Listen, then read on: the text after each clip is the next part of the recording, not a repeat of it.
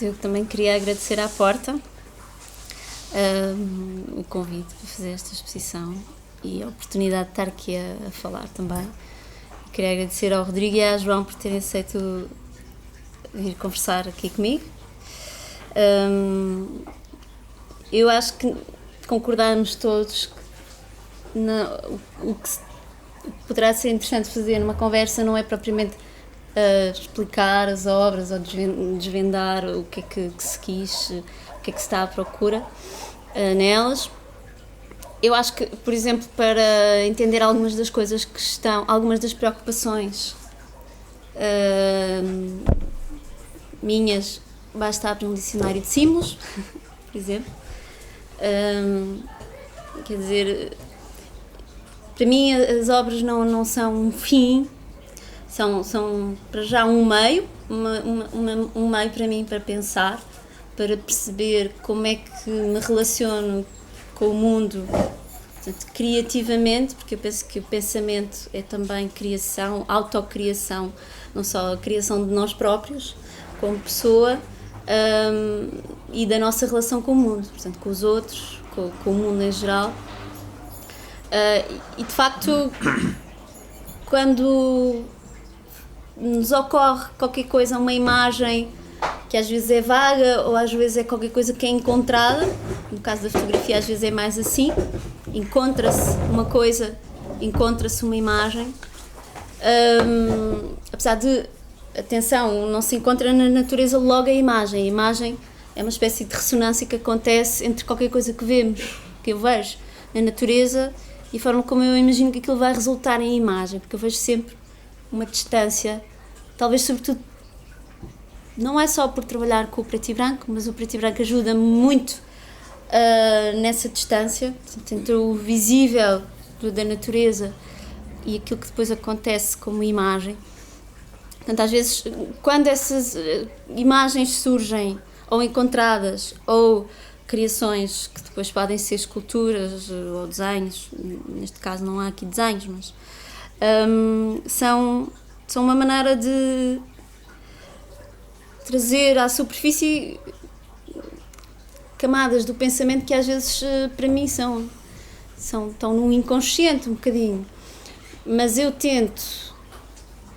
acho que como me interessa trabalhar num campo que eu acho que todos os artistas trabalham qualquer coisa que é muito pessoal e muito universal, pelo menos acho que os grandes artistas ou aqueles que eu acho interessantes ao mesmo tempo estão a fazer algo de profundamente pessoal que está dentro deles, mas estão a trabalhar com coisas que são profundamente universais do humano. Não quero agora estar, não sei, provavelmente não conseguirei totalmente fazer isso, mas a minha aspiração seria essa, ou a tentativa seria essa, e por isso interessa-me que as obras sejam mais um trampolim para pensar coisas que estão além delas, porque eu própria penso que na relação com a arte não podemos ficar numa relação meramente sensitiva, embora eu também tenha uma relação sensitiva, tanto com a arte como com a natureza, contemplativa, mas eu acho que aqui interessava-me que as obras fossem um pretexto para falar de outras coisas, porque elas para mim também são um pretexto para eu falar comigo própria de coisas que estão além delas, e por isso convidei o Rodrigo, que eu conheço há muitos anos, e a João, que conheço há menos tempo, que são filósofos, não é? Não sei como é que podemos iniciar este trampolim, se a João deixou de fora do texto ideias que podiam lá estar, mas por razões de concisão e clareza ela decidiu por parte, mas os próprios temas que estão no texto, provavelmente muitas das pessoas também não leram o texto. Se posso retribuir o agradecimento. Boa tarde, eu queria agradecer à Raquel, penso que já ficou claro, mas ao Maurício publicamente e à Cecília e à Porta por este convite e a oportunidade e o privilégio de conhecer este espaço que é realmente maravilhoso, e a ideia que já conhecia pelo site destas conversas parece-me muito generosa e muito rara, porque faz-se muita arte hoje, vê-se muita arte hoje, tem-se muitas opiniões feitas e fala-se muito pouco. E eu tenho a convicção de que a arte, ou as obras de arte, a relação que têm connosco é convocarem-nos para uma conversa, justamente, com elas e entre nós. E, portanto, acho mesmo feliz esta possibilidade de poder estar com o artista, de poder uma pessoa que não é artista vir conversar sobre o que está exposto, com quem o fez, com quem o vê, e também, se calhar, esclarecer as suas próprias impressões, porque se calhar elas nunca estão definitivamente estabelecidas, provavelmente nunca estão definitivamente estabelecidas, e sem os outros ficam mais pobres, ficam menos vivas. E quando a Raquel falou comigo a primeira vez, que já foi há um ano, não foi, Raquel, foi há muito tempo, estava a começar esta série, vi pela primeira vez os trabalhos, depois vi uma segunda, depois vi uma terceira, fomos conversando. Gostei logo dos trabalhos, de alguns, não tanto pelo que ela me ia dizendo sobre eles, mas porque me suscitavam justamente perguntas, que me parece que é, como sou de filosofia, é sempre o mais importante, não é? Não é tanto que nós nos comprazamos em encontrar respostas ou em reificar coisas que já sabemos, mas em sermos confrontados com qualquer coisa que nos abra um espaço novo em nós, para refletir, para pensar. E eu penso que estes trabalhos da Raquel fazem isso. E então ia pensando sobre os trabalhos, depois escrever o texto, abria assim o documento no computador, em que ia anotando coisas que me ocorriam quando pensava neles, e passados uns meses parecia-me potencialmente infinito aquilo que podia ser escrito sobre estes trabalhos da Raquel.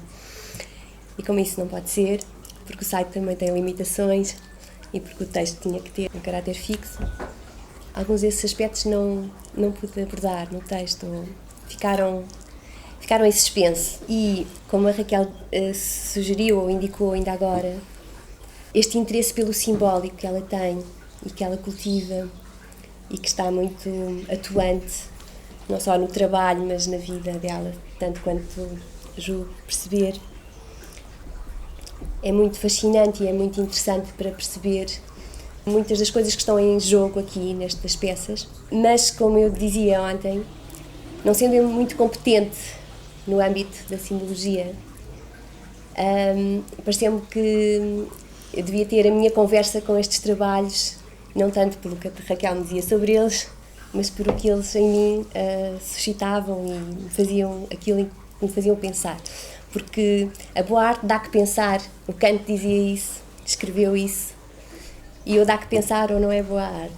Pus-me a recordar as impressões que tinha, pus-me a tentar estruturar um caminho naqueles trabalhos e percebi que aqueles trabalhos, ou pelo menos tanto quanto eu percebi, aqueles trabalhos suscitam justamente a ideia de caminho, que é uma coisa que a Raquel assume, mas assume num determinado contexto que já tem as suas próprias chaves de entrada e que me apeteceu talvez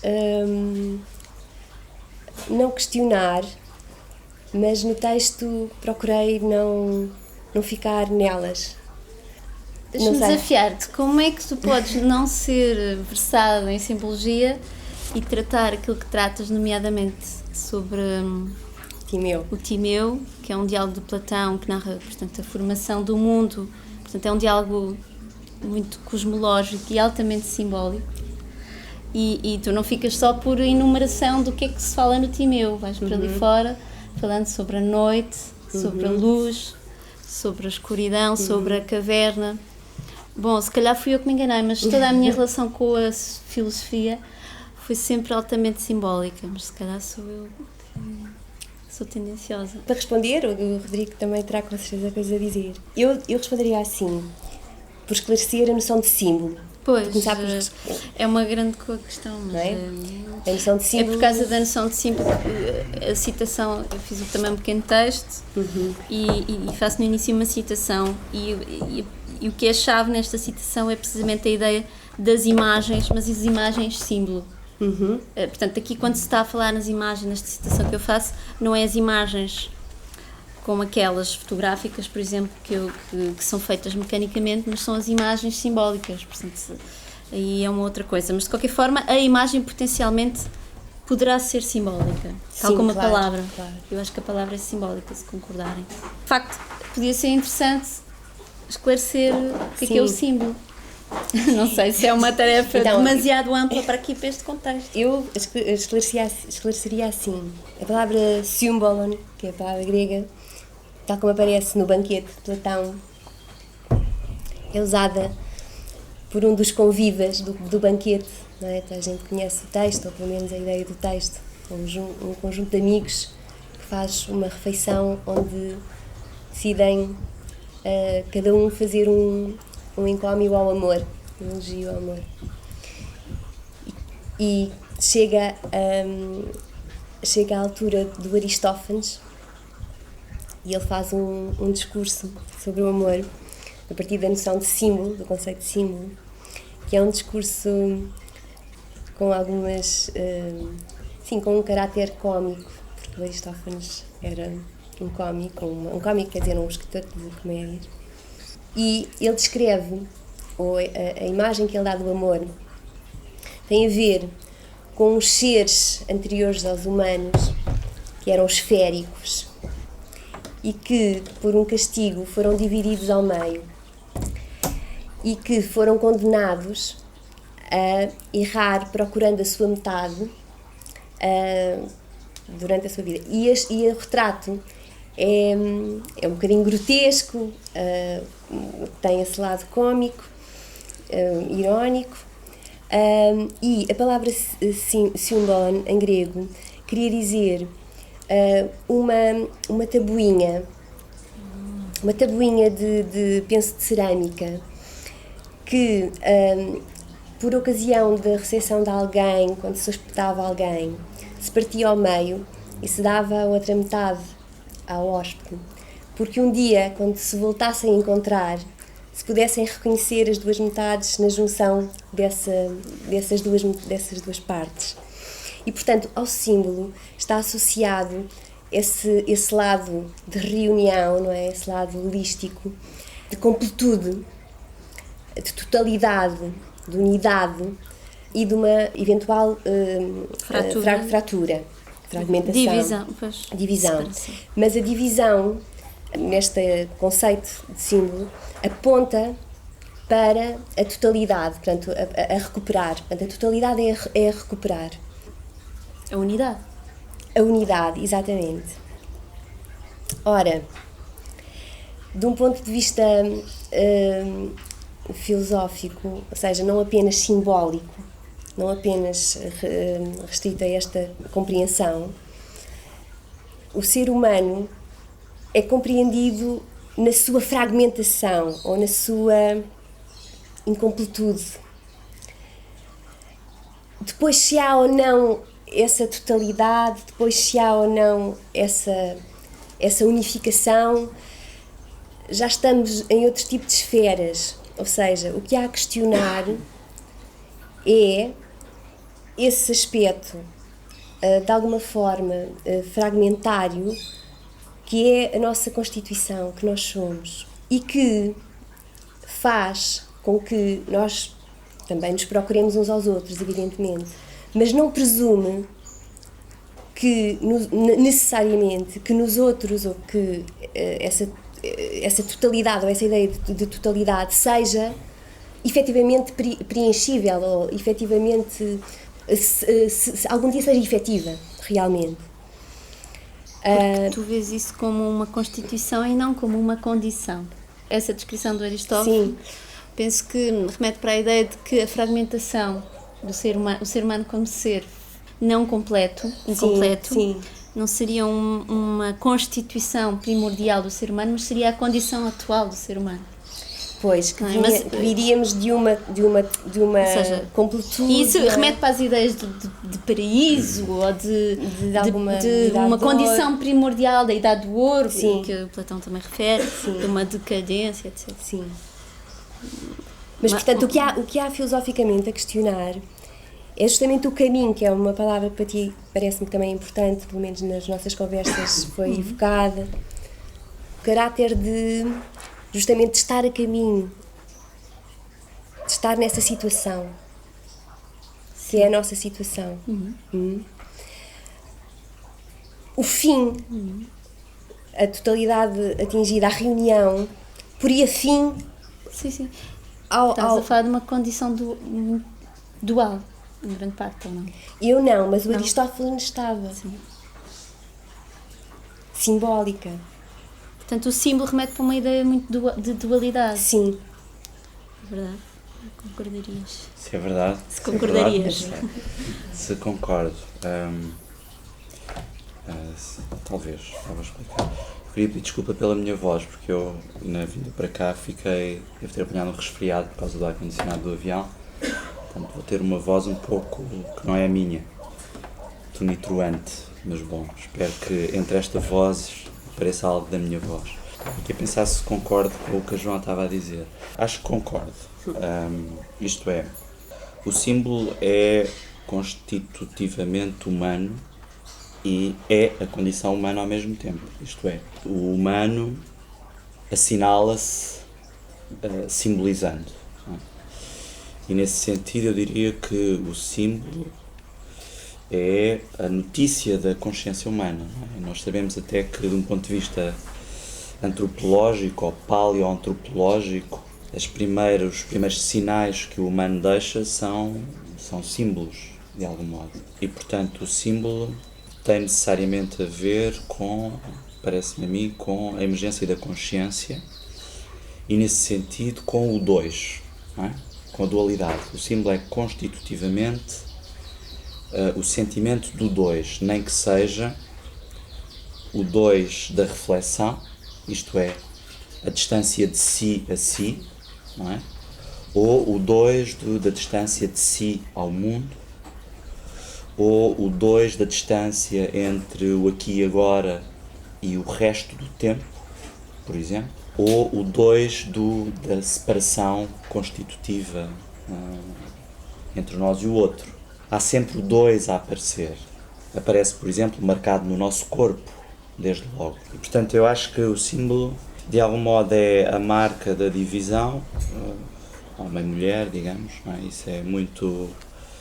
é um dos dados primeiros da consciência, se assim podemos dizer, mas ao mesmo tempo é o movimento para qualquer coisa que tem a ver com a supressão ou o diálogo, uma forma qualquer de ligação, não é? Porque no fundo o símbolo tem a ver com essa marca de uma separação, mas ao mesmo tempo com a marca do movimento em direção à ligação.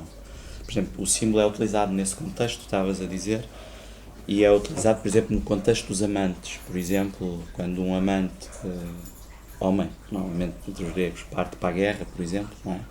A mulher parte qualquer coisa para que ele leve com ele, porque ao mesmo tempo isso simboliza a promessa da reunificação, não é? Ele tem de voltar, porque tem de trazer aquela parte do anel, por exemplo, não é? O bolon é o anel, não é? E, portanto, o símbolo tem, se quisermos, uma dualidade constitutiva, que é o de estar entre a dualidade e a unidade, não é? Ele é o movimento que liga, se quiséssemos ler isto numerologicamente, que faz a passagem entre o 1 e o 2, não é? O símbolo está aí, não é? É o maior, e só há o maior manifestação... enigma é como é que da unidade primordial se passa à dualidade, Claro. que é própria da criação. A criação precisa sempre da dualidade. Exato. Não é? Já em todas as mitologias é o grande mistério, é como é que, e mesmo até na mitologia, que é a ciência, portanto o dogma vigente na ciência hoje em dia, que é o do Big Bang, e como é que estava tudo num ponto, como é que estava tudo concentrado, claro. Não havia nem o espaço nem o tempo.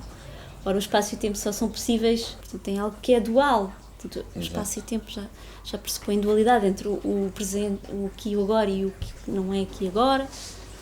Mas ao mesmo tempo, nessas concepções, seja nas concepções da tradição, seja numa condição filosófica ou aritmosófica ou científica, podemos pensar que a cada momento esse mistério está em obra. Nós, ao mesmo tempo, está em obra, por exemplo, na vida, no processo da vida.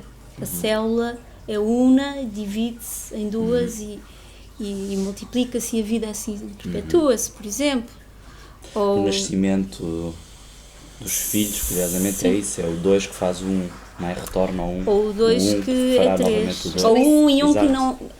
Ou um e um que não é 2, é 3. Pois. Acho que é mais um mais um mais um.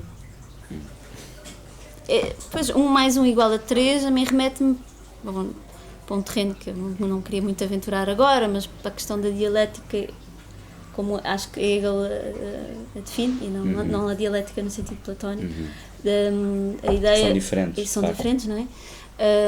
De que, de facto, a evolução do pensamento é feita pelo confronto entre uma tese e uma antítese e a possibilidade de realizar uma síntese entre... Portanto, a tese e a antítese não serem opostos inconciliáveis, mas ter que se encontrar o que é que emerge, o que é que pode emergir, se for uma boa dialética, dessa oposição. E essa emergência, esse princípio de emergência, é um princípio vital, é um princípio que na vida está em obra, e na consciência acho que também.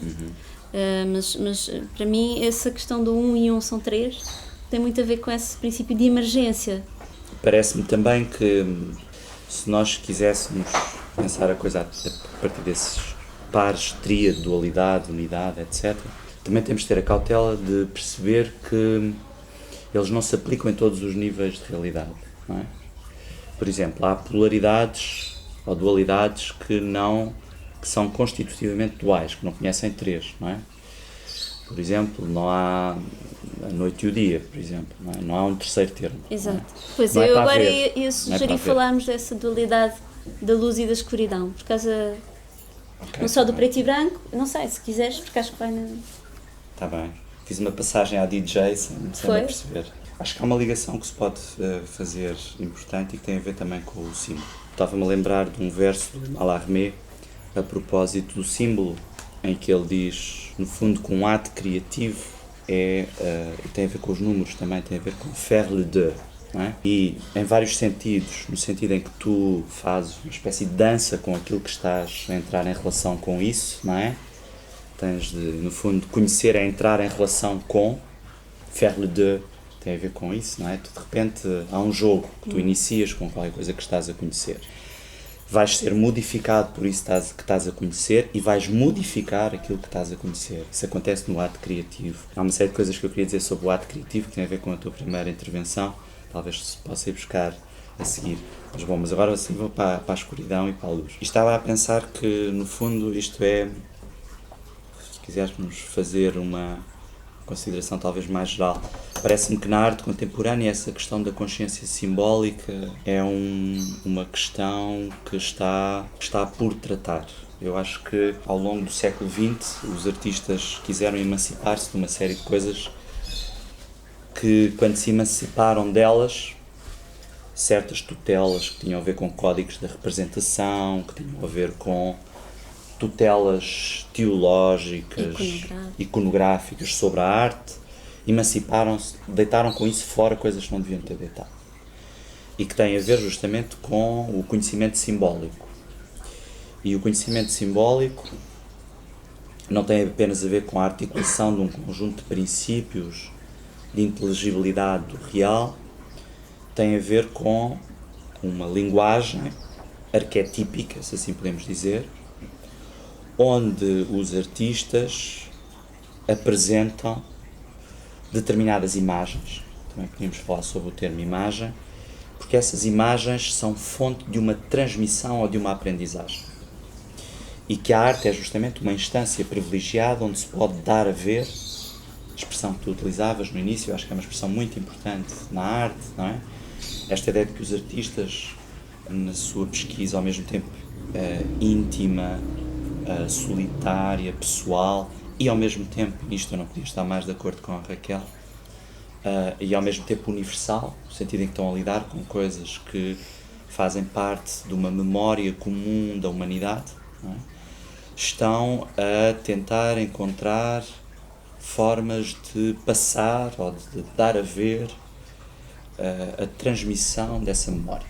E que essa memória, de algum modo, é fundamental que os seres humanos não deixem de passar por ela, porque isso faz parte da sua, se quisermos, da sua história terrestre, não é?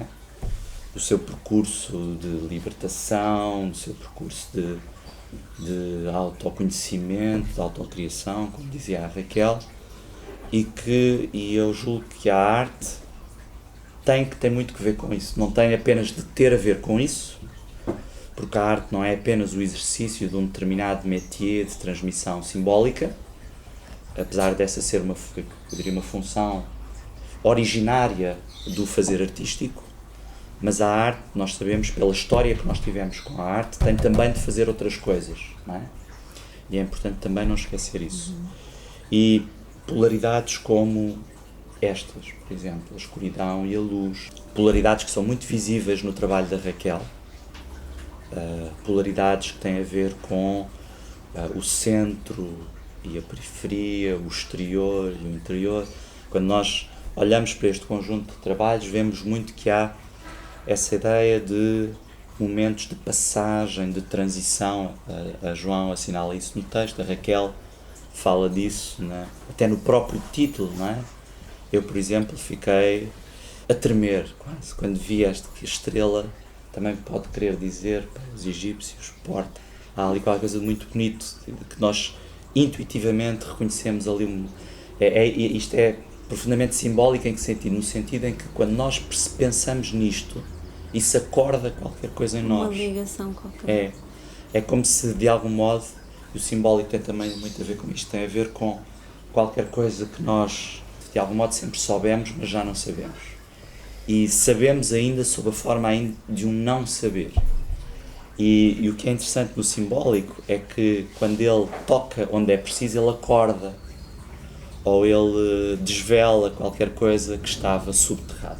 E isto, a meu ver, é um poder que não apenas a arte, no sentido singular, eu não, até tenho algumas reservas em falar da arte no singular, mas que eu diria que certos processos criativos da humanidade, que não têm apenas a ver com a arte é talvez a ponta extrema desses processos, a visão, ou se quisermos, a visão que foi mais longe na travessia do simbólico para conseguir identificar esses processos e que para isso precisou de um lugar e de um olhar especial para a qual nós criámos o conceito de arte. Porque esses processos criativos já exigem daqueles que se expõem a eles um outro tempo, por exemplo, exigem que ele esteja disposto a ser convocado por qualquer coisa de diferente e que não é para o cotidiano. É por isso que a arte é mostrada em galerias, por exemplo, ou num espaço da natureza particular, ou que implica, se quisermos, que, bom, ali há qualquer coisa que nós temos de desligar para ativar uma outra forma de recepção. E a arte tem muito a ver com isso, parece-me.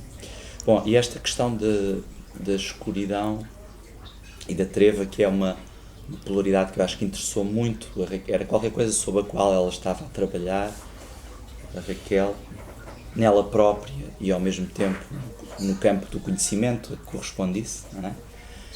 Eu acho que esta exposição, para aqueles que a olharem, talvez também acompanhada desta conversa, permite, dá que pensar, como dizia a João, citando essa frase do Kant, a crítica da Faculdade de Julgar, permite pensar um pouco qual é a nossa relação com isso.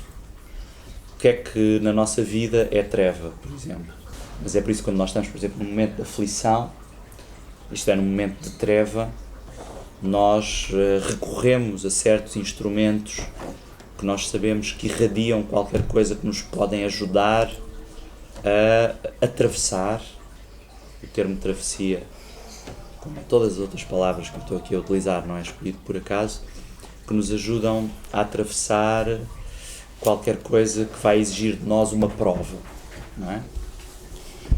Por exemplo, a Raquel, neste texto que ela escreveu para a exposição, fala muito de qualquer coisa que tem a ver com isso, tem a ver com esta ideia de que na arte, se nós queremos ir buscar qualquer coisa a um fundo, não é? E nós temos ali uma série de imagens que têm a ver com essa descida à obscuridade, que tem a ver com ir a um sítio fundo para trazer qualquer coisa de lá, ou para, indo lá, ir sair no outro lado, por exemplo, não é? A Raquel evoca essa ideia que para mim é importante e que é uma pedra de toque no reconhecimque, se quisermos, daquilo que é, e aqui já não sei bem que palavras é que é de usar, mas aquilo que pode haver de autêntico no que um artista faz, ou seja, aquilo que correspondeu para ele não a um gesto que ele dominou, não, se quisermos, a um malabarismo que ele utilizou, por exemplo, para ganhar dinheiro, ou que ele utilizou por razões de conveniência material, se quisermos, mas é, pelo contrário, a maneira que ele teve de tornar partilhável uma prova pela qual ele direi passou. a sua condição coxa. Philippe Lacoue-Labarthe diria a sua condição imprópria. E isto tem sageza filosófica, no sentido em que é aquilo que não é próprio dele. Estás a ver? Não seria próprio dele estar assim, é por isso que está coxo, entre aspas. E ao mesmo tempo há uma conotação no francês no impropre, no sentido em que tem escórias, está impura. Impura. Exato, não é? Portanto, a condição impura é aquela que está misturada com coisas que não são próprias da verdadeira natureza essencial da... É mais justo até do que, se calhar, deficitário, porque impróprio significa que aquilo não devia estar ali. Porquê que a passagem pela escuridão, porquê que a escuridão... Eu penso que a dualidade luz-escuridão, e hoje em dia alguém viria bater em cima, não é bater em cima, mas defender que não se pode associar a escuridão a qualquer coisa de negativo, mas o que é facto é que isso está na nossa tradição e não é por acaso, não é? Com certeza. Mas a dualidade luz-escuridão não é bem igual à dualidade noite-dia, porque a noite não é totalmente escura. A noite tem uma luz, que pode ser a luz da lua, a luz das estrelas. Deixa-me só fazer uma nota breve. Um dos melhores livros que eu conheço sobre isto que nós estamos a falar chama-se Como? La Nuit, le Jour. Não. Chama-se La Lumière de la Nuit. É um livro sobre os mitos, justamente, e sobre o poder dos mitos e a relação deles com... Desculpa, era só uma nota. Pois, porque a luz do luar, por exemplo, tem muito a ver com esta ideia de reflexão. Não é? É uma luz indireta, é uma luz... que não é pura, não é pura. A luz do sol é a luz pura. O sol emite luz, enquanto que a lua reflete a luz do sol. Portanto, é uma espécie de intermédio. Eu estava a ouvir-te e estava a pensar que, no fundo, uma das coisas uma das armas que nos dá para a vida a consciência simbólica é perceber, por um lado, que tudo está permanentemente em movimento, não é? Que a vida é isso, é um movimento, é a geração, que essa geração tem de conhecer necessariamente também, quisermos, essas marcas de finitude, não é? Mas sobretudo dá-nos a perceber que a noite ou a treva só é terrível se ela não estiver inserida numa dualidade. A noite só é terrível se fosse sempre de noite, tal como o dia seria igualmente terrível se fosse sempre de dia. Portanto, de algum modo, a consciência simbólica é aquilo que, exato, tal como o sol cega, não é? Não se pode olhar o sol de frente. Pode olhar o sol de frente. Daí também aquilo que estavas a dizer sobre o impróprio, no sentido de impuro. O que estava a tentar dizer em relação ao símbolo, à simbologia, o que estava a tentar dizer em relação ao símbolo, à simbologia, é que essas dualidades rígidas tolhem ou parecem suprimir As gradações. Sim, as gradações. E a nossa experiência é de gradações também. E a experiência de um artista também é de gradações, sobretudo de um artista. Muitas vezes são as gradações que fazem, que despoletam qualquer coisa de novo. E não só uma repetição de qualquer coisa que está fechada em si própria. Percebes, Raquel, quando estava a tentar discutir um bocadinho essa ideia? No texto foi talvez isso que se comecei por falar no Timeu, depois tentei dizer que nos teus trabalhos, apesar de não se verem figuras humanas, não é um ponto de vista cósmico, é um ponto de vista humano, é uma artista que está a fazer aquelas imagens ou aquelas esculturas. Isto é um ponto de vista e, portanto, é um tatear, é esse tatear que tu falavas, é uma procura e, portanto, tem esse caráter de impropriedade que o Rodrigo está a falar e de talvez não completude, que é o que permite que nós nos possamos relacionar com elas ou que elas chamem por nós de alguma maneira, no sentido em que elas chamam discurso, por exemplo, mas se a nossa relação com uma obra de arte é também um sintoma disso, de que há uma incompletude a ser solicitada, não é? E, portanto, presumir a totalidade encerra em si qualquer coisa que parece não ser permeável a diálogo. Tu disseste presumir? Como é que... Perguntei, disseste presumir a totalidade? Sim, presumir a totalidade, ou seja, partir de um ponto de vista... O que é que quer dizer presumir a totalidade? Partir de um ponto de vista só simbólico, estritamente simbólico, não estou a recusar mas nada do que... o símbolo pressupõe a divisão, mais do que a totalidade, não é? Não, mas o símbolo pressupõe a completude como um dado que está perdido e que é recuperar. Não é? E isso é tomado como um dado. Sim, mas João, não sei se aceitarias esta ideia. Sim. Mas o que marca a consciência simbólica, ou filosófica, ou até artística, é que essa, se quiseres, a integralidade daquilo que tu estás a reconstituir não está dada previamente. Portanto, não se pode dizer imediatamente que, para já, que antes isto não estava partido, não é? Portanto, nós podemos presumir que a lógica de uma coisa que tem o 2 seria que se reconstituiria numa unidade, não é? De um certo ponto de vista, sim. Estou a tentar questionar isso. Por exemplo, é como uma... Mas eu estou a dizer é como uma que relação amorosa. Sim. Ou há sempre um e um, e portanto há a relação, há a possibilidade, há troca, ou há aspiração à fusão, sim, a integralidade, e há supressão de cada um. Completamente de acordo com o que estás a dizer. E então, se há supressão, está a falar de outra coisa. fim da história. Completamente de acordo. Não é? Sim, sim. Ou sacrifício, ou por aí, esse tipo de coisas, não é? Sim, estou de acordo com não isso. É? Acho que sim. Era isso. No fundo, Falando, o problema das relações que funcionam assim é que são relações que não têm dualidade, não é? Portanto, pois, quebraram a dualidade, não é? A diferença, eu não diria dualidade, fundo, diria a diferença. Qual é o problema do que tu estás aí a chamar fusão? Se quiseres, é a assombração da totalidade, ou é a assombração do 1, não é? Sobre o 2.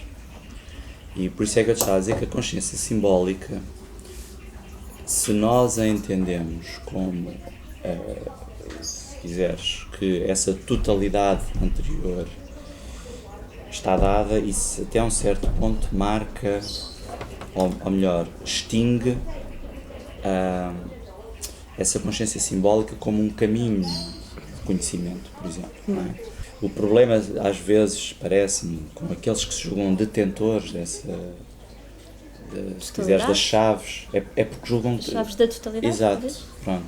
Portanto, de algum modo, nós teríamos de pensar, eu acho que a arte ajuda também para isso, ou a literatura, ou a filosofia, teríamos de pensar uma consciência simbólica que, ainda que saiba que a totalidade aí tem uma função, que não pode julgar, que a pode apropriar.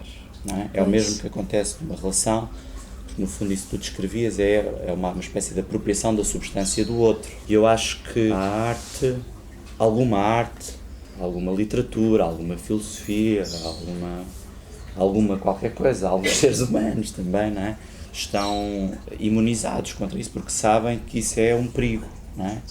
E portanto, a partir do momento em que tu tens um certo reconhecimento desse perigo, também consegues ter instrumentos para lidar e não cair numa relação de posse com o simbólico. Isto aqui tem muito mais dificuldades e armadilhas e embustes, e, como tu dizes no fim do teu texto, e de algum modo o simbólico tem também isso, portanto é um trabalho sobre si que de facto nunca está completo. Por exemplo, na arte, que eu acho que isto tem a ver com a natureza do processo criativo artístico e que estas obras também mostram isso. Há um risco que se corre. Blacou Labarthe, por exemplo, fala num texto, num livro dele muito curioso, sobre a arte como experiência. Não é? O livro chama-se A Poesia como Experiência.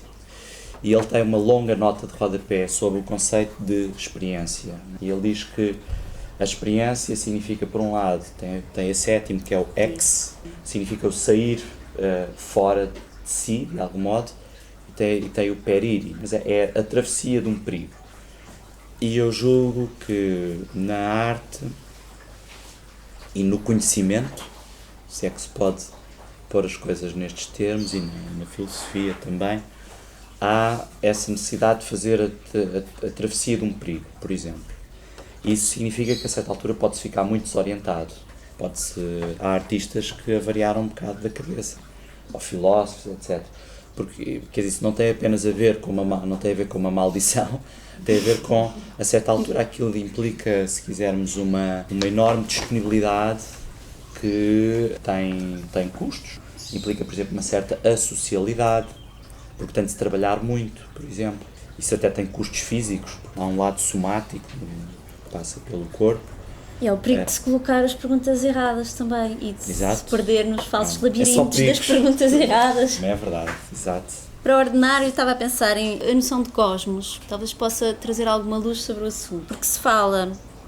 Bom, cosmos não é exatamente se não me engano, não é exatamente um sinónimo de universo. Cosmos remete para a ideia de ordem, portanto, um cosmos há um cima, há um baixo, há uma terra, há um céu, há um ser humano, há a natureza, há uma hierarquia, há um sistema de relações, etc. E há uma interdependência entre as várias partes, mas presume-se que há várias partes, mas que elas, portanto, há uma unidade porque existe uma ordem. E fala-se no homem, por exemplo, a ideia de microcosmos, para a qual o ser humano é muitas vezes referido como uma como é que é dizer? Uma imagem ou uma encarnação dessa própria ideia de microcosmos, por ele conter potencialmente... Ser uma imagem do todo. É uma imagem do todo. Portanto, o homem não é o todo, não é é um cosmos, mas não é o macrocosmos, é o microcosmos. Mas só que esse microcosmos tem qualquer coisa que potencialmente está feito à imagem do todo. E o todo não é forçosamente tudo o que existe. Não é forçosamente tudo o que existe, mas tudo o que existe numa concepção cosmológica, ou seja, numa concepção de uma ordem. Portanto, e de certa forma, que o ser humano sem essa ordem não é verdadeiramente, se calhar, um ser humano. O que é que isto me interessa? Nomeadamente, para mim há uma peça que fala disso, que é que se chama Modelo do Universo, por ser uma peça que é fechada, embora tenha aberturas, e espreitando por essas aberturas, por dentro, ela na sua condição limitada, finita, encerrada em si própria, portanto, como um todo, uma totalidade quase perfeita, uma vez que é feita de 12 pentágonos, portanto, 12 faces todas iguais. Esse lado de perfeição que eu vou pôr entre parênteses.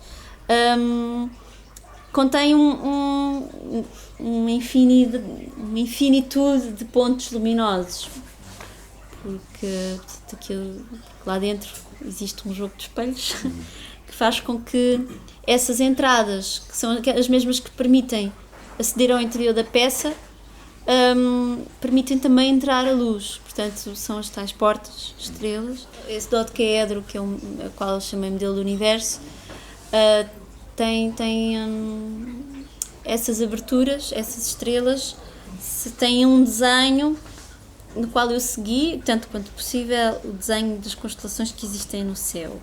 Mas, de facto, tem essa relação com o desenho das estrelas que nós vemos no céu. Nós estamos dentro. Se houver um globo celeste, nós não estamos fora, estamos cá dentro. Neste caso, é como se estivéssemos fora, portanto, quem está fora do globo celeste? Ninguém está fora. Está, porque a artista, para fazer, a demiurga, para fazer, teve que dar um passo fora, teve que introduzir, há uma fissura nessa totalidade que é necessária, que está em cada de uma das peças, nas fotografias e nas esculturas, há esse lado de fissura, que é também a ideia da porta, a ideia da estrela. A fenda, há uma que se chama fenda? Sim, fenda, abertura, há umbigos, há orifícios, há entradas de grutas. Ou saídas. Ou saídas. E nessa peça, justamente, é muito interessante o aparente fechamento que está a emitir... Uma luz que não lhe é própria. Sim, uma luz que não lhe é própria, mas que, quer dizer, que é o que nos permite compreender que depois podemos olhar lá para dentro, não é? Porque a peça está discretamente pousada no plinto, parece uma coisa fechada, não é? Uma caixa. E depois nós vamos passando pela exposição e há qualquer coisa, parece que está qualquer coisa ali a acender e a apagar, nos faz... Sim, uma cintilância. Sim, uma cintilância. E essa ideia de cintilação também é muito interessante. Falavas no outro dia sobre cosmos também significar um adorno. É uma abreviatura, a ideia de uma abreviatura ou uma assinatura, como os místicos diziam. Um ornamento, uma joia pode ser o microcosmos que tu falavas, não é? Que remete por tudo.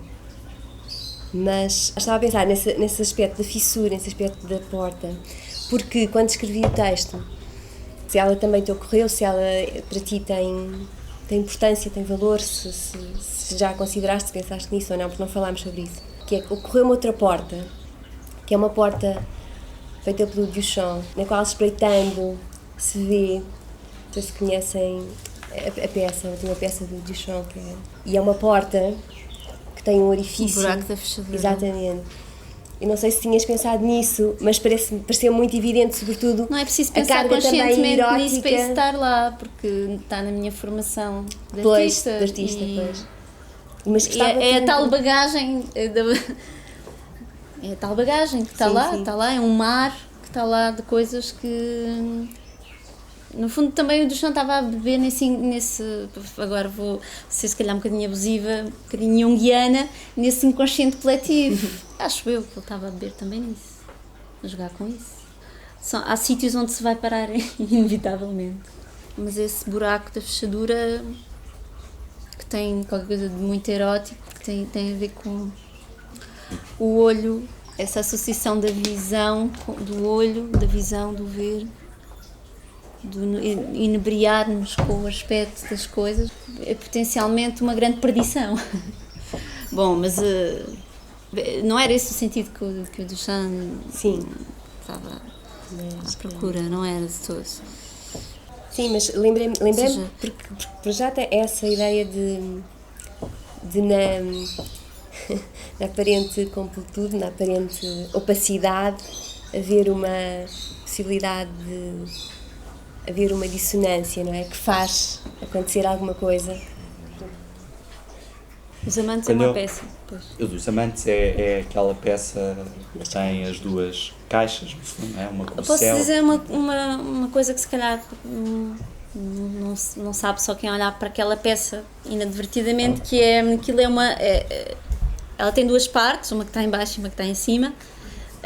A parte que está em baixo é inspirada numa peça anterior que se chamava Rotação da Terra, e a parte que está em cima nitidamente, acho que é nítido, pelo menos relaciona-se com o céu, e de facto é uma fotografia do céu noturno, uma exposição longa, portanto centrada na estrela polar, e essas duas metades elas encaixam. Portanto, a peça, quando não está em exposição, quando está em repouso, em retiro, em reserva, o céu e a terra, digamos, estão unidos. Elas são, um é negativo do outro. Não, era só para dar essa precisão sobre essa peça que se chama Os Amantes.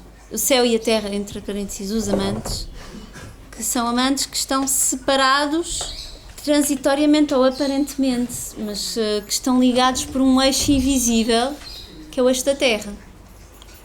Só temos consciência de que existe um eixo. Esse eixo é abstrato, não está lá de facto uma coluna, mas os antigos muitas vezes imaginaram uma coluna simbólica, uma coluna, uma corda, uma escada, uma montanha, qualquer coisa que estava no polo. Esse polo, a simbologia do polo também é importante, várias tradições, por causa disso, penso eu, porque o polo seria o sítio onde estava perto da estrela polar, e a estrela polar era o que ligava a Terra a esse eixo do mundo, porque havia de haver qualquer ligação invisível que fazia com que tudo girasse. Há uma outra imagem, uma fotografia tirada do fundo de um poço, que tem uma escadaria em espiral. Ao centro está a abertura do poço, portanto a abertura para o exterior, para a luz, e portanto para ir em direção à luz seria necessário subir em espiral, e essa imagem tem um título que tem a ver com isso, que é ascender, é ir em direção ao centro. Ascender é ir em direção ao centro. E acho que há aqui uma coisa de muito importante, porque tem a ver com outro aspecto do qual se podia falar, e que eu acho que também tem a ver com aquilo que genericamente estávamos a chamar de consciência simbólica, e que tem a ver com conseguir perceber as relações que as diferentes polaridades têm, e perceber que há polaridades que de repente nos conseguem fazer transitar ou compreender uma outra polaridade, e que elas permitem integrar em nós uma lei das analogias. E isto é muito importante, por exemplo, no conhecimento esotérico, ou nos grandes, sei lá, estou a pensar no Paracelso, por exemplo, não é? Jacob Böhme, onde essa questão é muito importante, e que eu julgo que durante muito tempo corporações de artistas estiveram na posse disso, e que de algum modo, quando estavam a construir catedrais, por exemplo, que todas essas coisas eram cuidadosamente colocadas. Essa ideia de que há uma linguagem das coisas, não é? De que isto não está aqui, se quisermos, ao acaso, não é? Que há uma linguagem que permite ler isto.